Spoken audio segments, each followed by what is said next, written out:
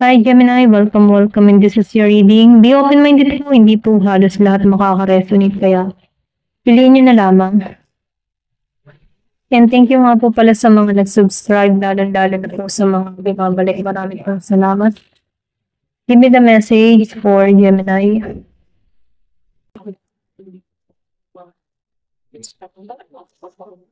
Give me the message for Gemini.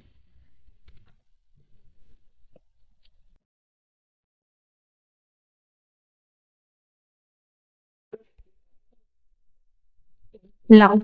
Swerte. Okay? Swerte ka, no?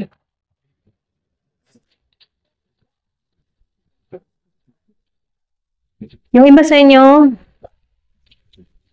may tanim ng, kung alam mo yung ano, dahon ng kamariya. Okay? Meron pong hatid ng swerte or nagdadala to ng swerte, ano? Kung alam mo yung dahon ng kamariya. Give me the message. Yung herbal. Mortality.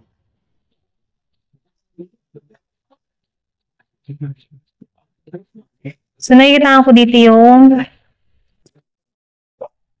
kumbaga na-feel ko dito yung pagiging mong matibay, ano? Matibay yung loob mo. Ito lang na-feel ko sa'yo, no? Kahit may mga pagsubok, pang naranasan, hindi ka madaling sumuko. Ito na yung nakikita ko sa'yo. Give me the message. Friend, so, yung sinabi ko nga kanina, no, pagiging matapag, pagiging malakas ang loob. Hindi ka madaling sumuko. Kumbaga may sign na dito, no.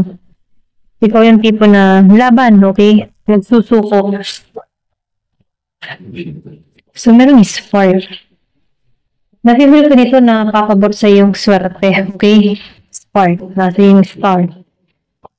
Meron kang katapagan, okay? Mortality. Nagiging buo ang kalooban mo, okay? Nagiging kang matatag, okay? So, nakikita ko dito na hindi ka madaling sumuko, lalo na sa hamon ng buhay. Bagamat meron kang mga pagsubok na kinakarap, hindi ka sumusuko. Lumalaban ka, okay? So, meron itong swerte, meron kang wish na matutupad. So, nakikita ko dito yung shine para sa'yo, ano, yung light, okay? Ginagabayan ka dito. Ikaw yung light, okay? Ito na nakikita ko. Kaya din sabihin, nagbibigay ka ng light sa iba, magaling kang mag-advise, okay? Pag meron kang nakakausap na tao dito sa'yo, nagkakaroon ng kaliwanagan, okay? Kumaga, ito na nakifeel ko. Nabubuksan ang kaisipan nila sa mga mensahe mo, okay? Or pwede rin yung iba sa inyo, meron dito sikat or star or pwede rin sabihin na public figure, yung iba, hindi halos na tanong. Meron kang ginagawa sa social media. Ayan, ito na yung nakikita ko, no? Give me the message.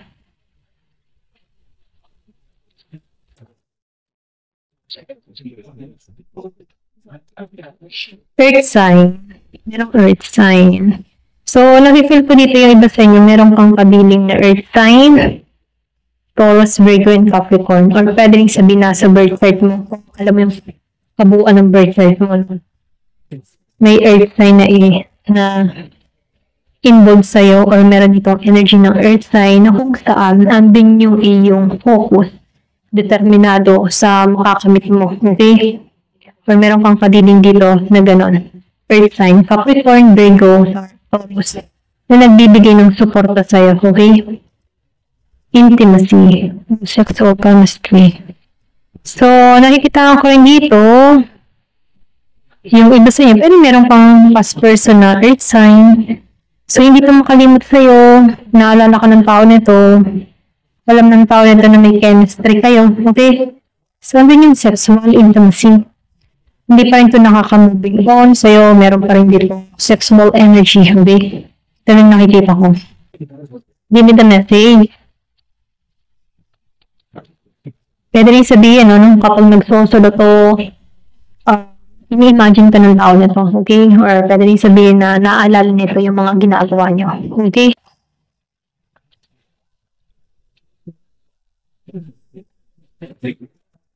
Meron dito honeymoon and moving, okay? So, nakikita ko dito yung iba sa inyo, mayroong paglipat ng lugar, may pwede rin sabihin na meron dito magsasama. Okay, pero ito yung mantra mo, no? First time. Today, kasal ka dito, no? Meron ditong honeymoon. Meron kinasal. Pwede magsasama na kayo dito. Okay. So, nakikita ko dito yung sign na merong paglipat ng lugar. Merong travel. Pwede nakilala mo sa ibang bansa. Or pwede nakakausap mo na ito ngayon. Okay, kasi nakikita ko dito yung sexual chemistry nyo, no? Kasi may moving, may change. May paglipat na lugar. Nakikita ko pa rin dito na ito yung panibago, yung okay ng buhay nyo. Ikaw man isang single, pwedeng nakilala mo ito sa ibang bansa. Nakatak to sa'yo, parating to sa'yo, okay? Magsasama kayo dito. Ito rin nakikita ko. Ayan. Tingnan pa natin. Meron dito, magaganap. Pwede yung iba sa'yo, nakakausap mo na ito, earth sign. Okay, may earth sign dito na nakakausap siya. Give me the message, ano pa yung mensahe. Meron dito, conscious focus. Umaga dito, no, sinasabihan ka dito, kung ano yung pinofocus mo, kung saan ka man nakatuon, ano, ma-attract mo to. Okay, so nakikita ko dito na pamula ngayon, kailangan mong pag-isipan kung ano yung mga sasabihin mo, kung ano man yung mga iisipin mo, kasi ma-attract mo to. Okay? Halimbawa, for example, pag sinasabi mo sa sarili mo na swerte ako, may parating sa akin na maganda, okay? Magiging masaya yung buhay ko. Ito yung parating sa'yo kasi ito yung dun ka nakafocus eh. Okay? So, nakikita ko rin dito, meron ditong bibigay sa'yo ng kagalakan, kasiyahan, ano, na kung saan, nagiging madali sa'yo yung pagdali nito, parating sa'yo. Itong mga blessing na to, kung ano man yung pinagpopokusan mo, okay? Madali mo itong ma-attract na hindi mo to kailangan ng sobrang effort kasi dun ka nakatuon eh. Kumbaga, nagmamanifest ka dito na marireceive mo itong blessing na to, okay? Ito rin yung nakikita ko, no? So, focus ka kapag meron kang minamanifest, meron kang gusto, focus ka lang doon. Give me the message. Meron ditong commitment. So, nakikita ko dito yung paglago. Okay? Meron dito ang commitment na parating sa'yo. Nakikita ko rin dito bagong habit, bagong routine, na kung saan makakatulong sa'yo para sa paglago mo. Okay? So, nakikita ko rin dito na meron kang manifestation, kung ano man yung mga dinidesire mo, kung ano man yung mga gusto mo, makukuha mo to. Kaya kailangan mo dito mag-focus at mag-commit ka sa goal mo, no? So, nakikita ko dito yung goal, pangarap, na kung saan baka masasakatuparan mo to. Okay?